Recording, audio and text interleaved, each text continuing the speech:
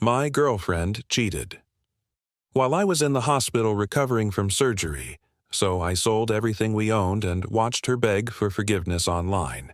I'm a 26-year-old guy, and this all started when I went in for what should have been a routine surgery. It wasn't life-threatening, just a ruptured appendix, but the timing couldn't have been worse.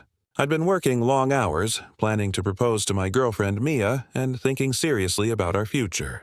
We'd just renewed our lease, got a rescue dog together, and even started looking at starter homes online. When I got rushed into the ER with stabbing pain in my gut, it felt like my body was crashing right as my life was coming together. Mia was amazing at first. She held my hand through the morphine haze, argued with nurses to get my prescriptions faster, and even slept in the hospital chair the first night. She promised to handle everything while I was down, paying bills, walking Bruno, our dog, handling groceries.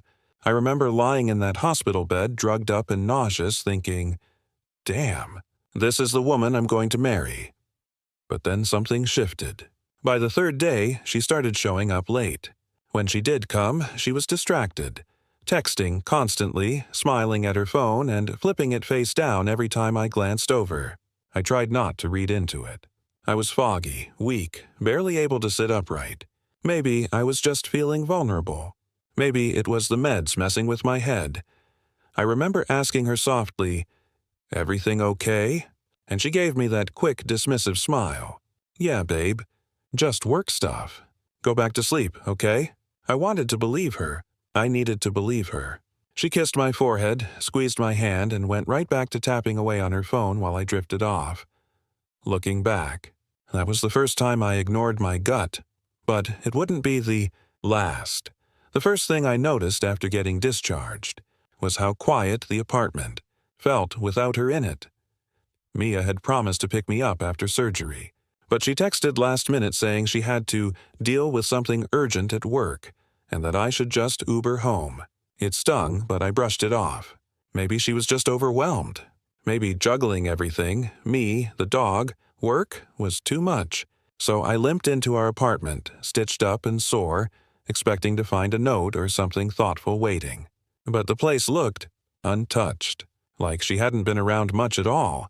There were unopened mail piles, an overflowing dog bowl, and the trash was still full from the night I'd gotten rushed to the ER. Bruno practically tackled me, tail wagging like he hadn't seen a familiar face in days. That was my first real punch in the chest. I called Mia. No answer. Just a text back, "Hey babe, sorry swamped. Talk later." That night she didn't come home until nearly midnight. Her makeup was smudged and she looked surprised to see me awake on the couch. "You're up," she said, forcing a tired smile. "Yeah, kind of hard to sleep when your stitches pull every time you move." She didn't offer a hug or a kiss, just walked past me into the bathroom. No, "How are you feeling?" or "Do you need anything?" Just distance. The next morning, she left early before I even woke up. No breakfast, no check-in. Just a scribbled note, meeting at 8 a.m. Be back late. Love you. I stared at that note for a long time. Love you. It looked rushed, detached, like something written out of habit instead of feeling. And that's when I realized something was wrong. Really wrong. About a week into recovery, I finally had the strength to go through my emails and finances, mostly to make sure rent, utilities, and credit card payments were handled while I was out of commission. That's when I noticed it. There was a $78 Uber charge from 2 nights ago, except I hadn't gone anywhere. I was on the couch all night with a heating pad, watching old sitcoms and trying not to throw up. The ride was from downtown to a hotel just a few blocks from our apartment. Then another charge from that same hotel for a late-night food delivery. At first, I thought, maybe Mia used my card by mistake. She had access to my account for emergencies. We'd always been open about that. But when I asked her later that night, she blinked a little too long before answering. "Oh, that?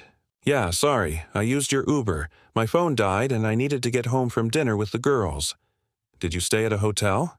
I asked, trying to keep my tone casual. She laughed, but it felt forced. "No, that must be an old charge. Maybe they just processed it late." I wanted to press her, but she looked so exhausted, so annoyed. "Seriously?" she said. "You're acting like I'm scamming you or something." I dropped it. Not because I believed her, but because I was too tired to start a fight I didn't know how to finish. I was healing. I needed rest, not drama. But her reaction stayed with me. That weird pause. That half-smile. The guilt trip when I asked a simple question. That night, while she slept beside me, I checked the hotel's name again. It was definitely current. I even called the front desk anonymously. They confirmed a reservation under her name. Suddenly, the stitches in my side weren't the thing hurting the most. A few days later, I was sitting on the balcony trying to breathe through the gnawing pit in my stomach when my friend Ethan dropped by. He'd been checking in on me throughout the surgery ordeal, bringing coffee and helping walk Bruno when Mia was too busy. That day, though, he looked uneasy. The kind of uneasy that makes your chest tighten before anyone even speaks. We made small talk for a bit, sports, work, random jokes, until he finally blurted out, "Hey man, can I ask something kind of personal?" I nodded slowly. He hesitated, eyes darting toward the door like he wasn't sure if Mia might walk in. "Look, I thought you knew, but I saw Mia a few nights ago. At O'Malley's bar. She wasn't alone." My heart stopped. "What do you mean, not alone?" "She was with some guy. Tall, blonde, gym-type dude. They were sitting close. Like really close. At first I figured maybe a coworker or cousin or something. But then, he swallowed hard. She kissed him, man. Full on kissed him. I didn't say a word. Just sat there staring at the cracks in the balcony floor, feeling my pulse hammer in my ears. I wanted to scream, to call her right then. But Ethan grabbed my shoulder. "Don't, not yet.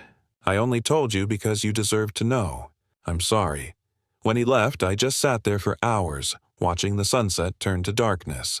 Every memory with her replayed, every smile, every promise. I kept thinking, she kissed someone else while I was fighting to heal. That night she came home humming, kissed my forehead and said, "I missed you today." I almost asked her who she was really talking to, but I didn't. Not yet. Because now, I needed proof. The next morning, Mia left early again, claiming she had a team meeting and client brunch. I waited until I heard the door click shut and the elevator hum fade. Then I got up, still sore, still stitched, but more awake than I'd felt in days. Her laptop was on the dining table, open but locked. Normally, I wouldn't even think about snooping. But when someone kisses another man while you're recovering from surgery, trust isn't something you protect anymore.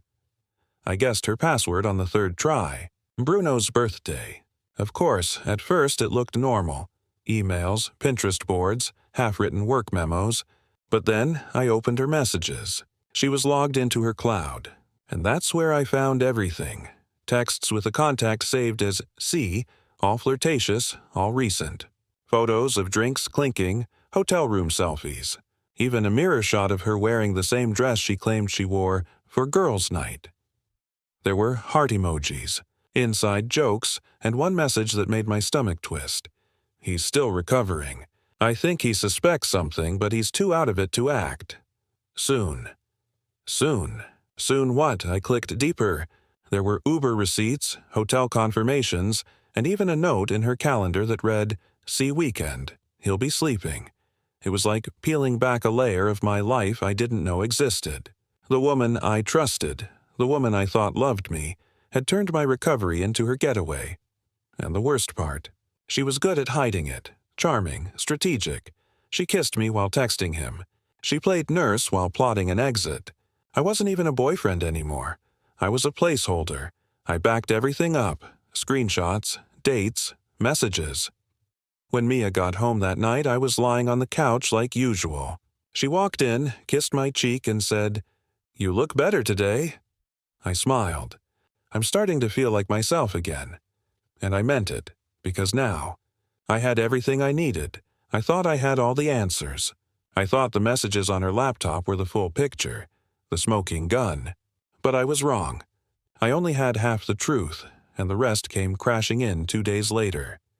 Mia had left in a rush that morning, late for some client brunch again. She forgot her gym bag by the door. Normally, I wouldn't think much of it. But after everything I'd found, I checked it. There, tucked into a side pocket beneath a granola bar and her makeup pouch, was a second phone, a cheap burner-looking Android with no lock screen, no case. Just black and quiet. My hands shook as I powered it on. The battery was almost dead, but it lit up just enough to open her messages. And I swear to God, it was like stepping into a whole other world. This phone wasn't just for C. There were other names. Guys she'd been flirting with, setting up meetups, sharing photos. One even sent her money through a payment app. Her messages weren't shy. She wasn't confused or lost. She was calculated, cold, and two-faced. One conversation read, "He's still healing. LOL. I might finally ghost him next week." Another said, "You're way more exciting than my home life." There were even voice notes, her whispering, giggling, describing me as pathetic and too soft to see what's happening. I sat there, alone in our apartment, holding a device full of my own humiliation. That phone wasn't just betrayal. It was cruelty. She hadn't just cheated. She enjoyed knowing I didn't suspect it. She weaponized my loyalty, my recovery, my silence. I should have felt anger, rage, or heartbreak. But all I felt was a switch flip inside me, like something cold and clear took over. No more pain. No more waiting. If she thought I was soft, she hadn't met the version of me who just woke up, and I wasn't going to confront her. Not yet. Not directly. From that moment on, everything I did was quiet. No arguments. No accusations, no tears. Just precision. I went back to pretending. I made her coffee in the mornings. I kissed her on the cheek before she left. I even texted her sweet little messages like, "Hope your day's going well. Love you." She replied with hearts, lies, and the same fake warmth she'd been feeding me for weeks. What she didn't know was that I'd started preparing for the end. On my terms. First, I met with a friend from college who worked in law. I told him everything, showed him the phone, the laptop screenshots, and the text logs. He gave me advice on how to legally protect myself, especially since some of our assets were shared. Then I checked our accounts. Most of the furniture, the car, even the deposit on the apartment, all under my name. She never bothered to put anything in hers. It was my money, my paperwork, my signature on everything. That gave me room to move. I opened a new bank account, transferred what I could, froze the shared credit card, canceled the streaming services and changed every password, Netflix, Hulu, even Spotify. I even logged her out remotely, one by one. It was petty, but it felt good. She still had no idea. She'd walk in each night with that same fake tired voice. Work was brutal today, and I'd nod like I believed her. I started listing our big items online. The TV, the couch, the desk she never used. I priced them cheap for fast pickup. Strangers came by while she was at work, not realizing they were carrying pieces of my betrayal out the front door. She thought I was still healing, but what she didn't realize was that I'd already begun the surgery she never saw coming. Every lie she ever told me was sitting on a shelf or plugged into a wall, and I was selling it piece by piece. The flat screen we watched movies on? Gone. The blender she had to have for her wellness smoothies? Sold to a college kid for $25. The couch where she used to lay next to me texting other men? Hauled off by a couple who said they were furnishing their first apartment. Each item disappeared like it had never belonged to her. And in truth, it didn't. I bought it all, set it up, paid every bill while she played girlfriend by day and someone else's fantasy by night. She never noticed. That was the shocking part. She'd come home so absorbed in her fake texts and TikToks that she barely looked around. When she did, I had an excuse ready. Couch needed cleaning. TV stopped working, gonna replace it. Bruno chewed through the desk leg. And she believed every word. Meanwhile, I withdrew our shared rent deposit, shut down the utilities under my name, and terminated the lease early. I'd already spoken with the landlord, told him I'd be out within the week. He didn't care, just asked for the keys back and confirmation in writing. I booked a one-way flight to the opposite coast. Nothing fancy, just enough to get gone. I had a friend there, offered me a place to crash while I got on my feet. I packed what little I cared about, some clothes, photos, my laptop, and Bruno's favorite toy. Everything else? I didn't even leave her a spoon. The night before I left, I made sure to take one last walk through the apartment. Empty walls, bare counters, a faint trace of her, perfume still clinging to the air. It wasn't just a space anymore. It was the tomb of a relationship she buried with lies. And I had no intention of leaving. Flowers. I left before sunrise. Bruno curled up in the back seat of the rideshare, the last box on my lap. My flight wasn't for hours, but I didn't care. I just wanted to be gone before she woke up and realized what she'd done finally had a cost. No goodbye note. No dramatic text. Nothing. Just an empty apartment. And silence. By 10 a.m., the messages started. First, confusion. Babe, where's the couch? Why isn't the Wi-Fi working? Did you take the dog? Then panic. She called 6 times. I didn't answer. She left voicemails that sounded increasingly frantic. Her voice cracked on the 3rd one. On the 4th, she was swearing. On the 6th, she was crying. I listened to every one of them. Not to gloat, just to hear the same desperation she never gave me while I was lying in a hospital bed alone. Then, as if scripted by karma itself, she saw the post. I hadn't named her. I didn't have to. I uploaded screenshots of her texts, blurry enough to hide identities but clear enough to expose the betrayal, to a relationship confession forum. Titled it, "She Cheated While I Was in the Hospital." So I disappeared. It exploded overnight. Thousands of comments. Sympathy. Outrage. People reposting it everywhere. Her social media blew up. I watched from a burner account as people tagged her Instagram, connecting the dots. The comments turned savage, people asking, "Is this you? And how could you do that?" By evening, she'd locked all her profiles. Her image, so carefully curated, shattered in less than 24 hours. And me. I was already 2 states away, watching it unfold from a coffee shop, sipping the best damn cup of peace I'd ever tasted, for the first time in weeks. I wasn't the one hurting anymore. It didn't take long before she tried to take back the narrative. The next morning, she posted a video to her Instagram stories, her face bare, voice trembling, mascara already running like she'd rehearsed the tears.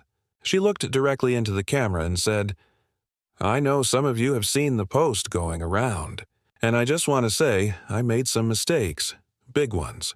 But I'm only human." She paused for dramatic effect. "Classic Mia, I was in a really dark place," she continued. He was distant. I felt alone. It was complicated. But I never meant to hurt anyone. Thousands of people saw through it immediately. The comment section? Brutal. You cheated while he was in the hospital. Miss me with that dark place, BS. You didn't seem too alone at the hotel. Own it. Don't spin it. She deleted the video within hours, but the damage was done. People had screen recorded it, reposted it, memed it. Her TikTok following dropped by the thousands. She tried posting unrelated content, makeup tutorials, coffee shots, but every post got flooded with the same comments. "Where's your boyfriend now?" Or, "Tell us more about how you accidentally kissed a stranger." That's when she really started unraveling. She texted me again. This time, paragraphs. Rambling apologies. Excuses dressed up as explanations. I didn't know how to cope. I panicked. "You're the only one who ever really saw me." She sent voice messages, too, sobbing, begging, asking for just one conversation to clear the air. I listened to every second, not with bitterness, but with a kind of quiet detachment, like watching a movie you've already seen, where you know exactly how it ends. There was a time I would have given anything to hear those words, a time when I would have believed her. But now it all just sounded like static, fading into the background, and I had no intention of turning the volume back up. I waited a full day before responding, not because I was conflicted, not because I needed time to think, but because I wanted her to sit with the silence, the same way I had, alone in that apartment, alone in that hospital bed, alone in the relationship she burned to the ground. When I finally typed the message, I kept it short. You weren't there for me when I needed you most. Don't expect me to be here now that it's convenient for you. That was it. No insults. No dramatics. No open doors. She saw it instantly. Read receipt popped up, then the typing bubbles appeared. I muted them and blocked her without reading whatever reply she was scrambling to send. Email, blocked. Instagram, blocked. Her number? Gone. Even her Venmo. I wanted zero traces of her in my life. She'd had her chance to speak truth, to own up, to show me something real, and instead, she fed me poison and smiled while I swallowed it. Later that evening, a mutual friend messaged me. He said Mia was a wreck, crying to anyone who would listen, claiming I'd overreacted and ghosted her without closure. She even tried spinning it like I was the one who abandoned her. But I didn't bite. I didn't correct the story. I didn't defend myself, because the truth didn't need me to carry it anymore. It was already out there, etched into screenshots, threaded through comment sections, buried in a burner phone I'd since mailed to myself and locked away in storage. Just in case. There was something liberating about not caring how she explained it. Let her tell whatever version helped her sleep. That wasn't my burden anymore. The final text was a line in the sand, and for the first time in a long, long time, I was standing on the right side of it. It's been 7 months now. I live in a new city, across the country from where it all went down. It's quieter here, slower, the kind of place where people smile at you for no reason, and the barista remembers your name by the 3rd visit. I got a small apartment near a park where I take Bruno every morning. He runs like he owns the place, tail high, tongue out, chasing leaves like they wronged him personally. Some mornings, I sit on a bench and just watch him, thinking about the version of me that once lay in a hospital bed, waiting for a woman who never really showed up. That guy was loyal, hopeful, naive. But he was also strong enough to walk away when it counted, strong enough to disappear without screaming, to rebuild in silence, to let go even when it hurt. I started therapy last month, not because I'm broken, but because I want to stay whole. My therapist says betrayal doesn't just scar, it shifts the way you see the world. And he's right. I question more now. I trust slower. But I also choose better. Work's going well. I freelance remotely, set my own hours. I cook again. I even bought a plant I haven't killed yet, which, for me, is a huge win. Sometimes Mia crosses my mind, like a dull echo from a life I no longer recognize. I don't hate her. I don't wish her pain. I just don't wish her anything at all. She became background noise in a story I've rewritten with my own damn hands. The last time I looked in the mirror and really saw myself, I didn't see the victim anymore. I saw the man she underestimated. And as I walked out the door that day with nothing but a suitcase and a dog, I wasn't leaving something behind. I was walking toward something better. Myself.